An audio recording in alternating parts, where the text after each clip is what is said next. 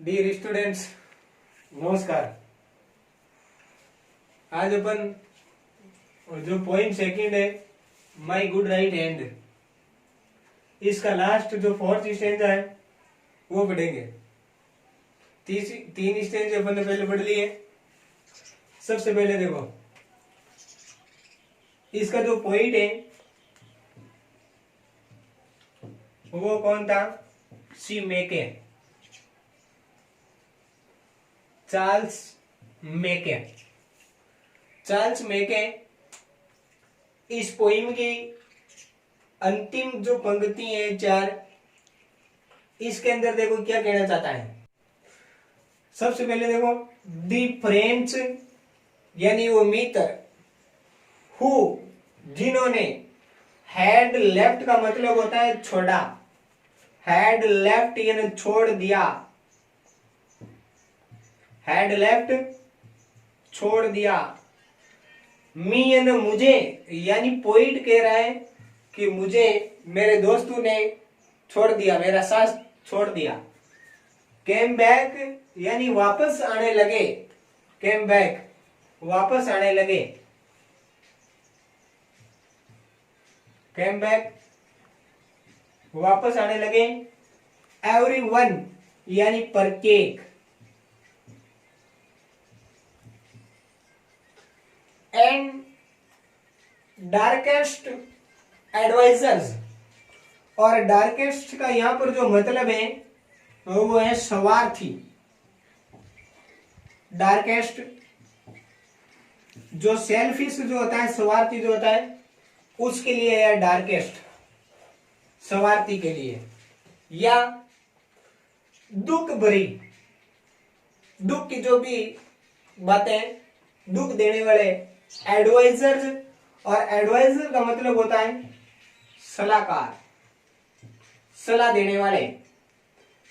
Looked यानी दिखाई देने लगे, ब्राइट एज द सन, जैसे सूर्य चमकता है उस प्रकार से, चमकते हुए सूर्य के समान। लेकिन पॉइंट जो है इन दो लाइनों के अंदर, लास्ट की दो लाइन है इसके अंदर है, पॉइंट उनको फटकारता है। I need them no more. Need, need का मतलब होता है आवश्यकता, नीड आवश्यकता, देम नो मोर कि अब मुझे उनकी आवश्यकता नहीं है।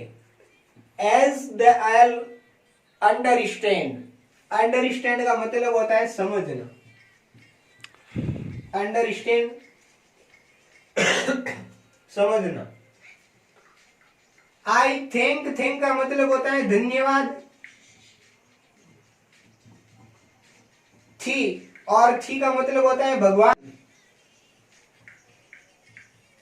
तो यहां पर जो थी वर्ड पॉइंट चार्ल्स मेके ने काम में लिया है वो भगवान के लिए है। और ट्रस्ट का मतलब होता है विश्वास, ट्रस्ट विश्वास। माई गुड राइट हैंड, मेरा दाहिना हाथ, ये इसकी कुछ मीनिंग वर्ड है, इसको सबसे पहले याद करना है, आपको समझना है। अब चलते हैं अपन इसके ट्रांसलेट की ओर। तो देखो फर्स्ट लाइन, चार्ल्स जो मेके हैं वो कहता है कि दी फ्रेंड्स वे मित्र हु हैड लेफ्ट मी, जिन्होंने मेरे को छोड़ा था, जिन्होंने मेरा साथ छोड़ा था।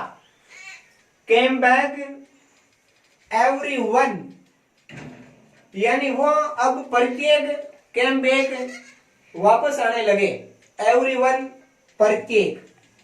वो वापस क्यों आने लगे? क्योंकि अब जो पॉइंट है, चार्ल्स जो मेके हैं पॉइंट, उसने कड़ी मेहनत की है, कठिन परिश्रम किया है, हार्ड वर्क करके, और उसके जो भी दुख के जो दिन थे उनसे वो बाहर निकल गया। यानी उसने अपने जो भी sorrow, दुख, और अपनी लाइफ के अंदर जो भी पेन थे, जो पीड़ाएं थी, उनसे वो अब बाहर निकल गया। उसने कठिन परिश्रम किया। तो अब उसके जाने जो भी भीतर है सारे, वो अब उसके पास में वापस आने लगे, जो भी उसके स्वार्थी मित्र थे।